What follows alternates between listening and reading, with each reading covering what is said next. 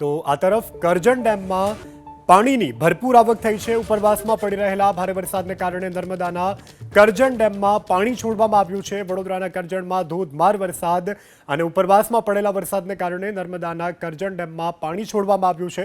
ઉપરવાસમાંથી ડેમમાં 64,869 ક્યુસેક પાણીની આવક થઈ રહી છે, જેને કારણે ડેમના 5 દરવાજા ખોલવામાં આવ્યા છે।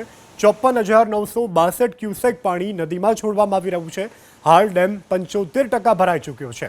ઉપરવાસમાં સતત વરસાદ પડી રહ્યો છે, જેને કારણે નર્મદા નદીના નીર કે જે કરજણ ડેમમાં છોડવામાં આવ્યા છે, કરજણ ડેમમાં છોડવામાં આવેલા પાણી કે જે હાલ સીમાડા ઓળંગીને વહી રહ્યા છે અને હાલ પાણીની તોતિંગ આવક થઈ રહી છે। હાલ નીચાણવાળા વિસ્તારોને પણ એલર્ટ કરવામાં આવ્યા છે।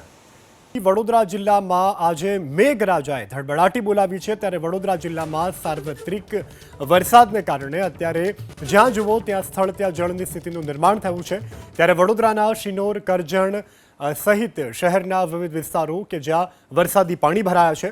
શિનોરમાં રેલવે ગરનાળામાં વરસાદી પાણી ભરાવાને કારણે સ્થાનિકો રાહદારીઓને ભારે હાલાકી પડી। શિનોરથી સાદલી રોડ ઉપર વરસાદી પાણી ફરી વળ્યા છે।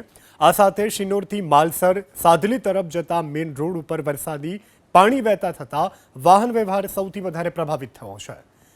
તો વડોદરાના કરજણમાં પણ મેઘરાજાએ ધડબડાટી બોલાવી છે। ભારે વરસાદને કારણે કરજણ શહેરનો પ્રવેશ દ્વાર કે જ્યાં વરસાદી પાણી ભરાયા છે, રોડ રસ્તા ઉપર પાણીના સામ્રાજ્યને કારણે વાહન ચાલકોને ભારે હાલાકી પડી। જૂના રેલવે ઓવરબ્રિજમાંથી મિયાગામ ચોકડી ઉપરના રોડ ઉપર પણ પાણી ભરાયા છે। દ્રશ્યો આપની ટીવી સ્ક્રીન ઉપર આપ જોઈ રહ્યા છો। વડોદરાના કરજણના દ્રશ્યો છે કે જ્યાં મેઘરાજાએ ધડબડાટી બોલાવતાની સાથે રોડ રસ્તા ઉપર પાણીનું સામ્રાજ્ય જોવા મળ્યું।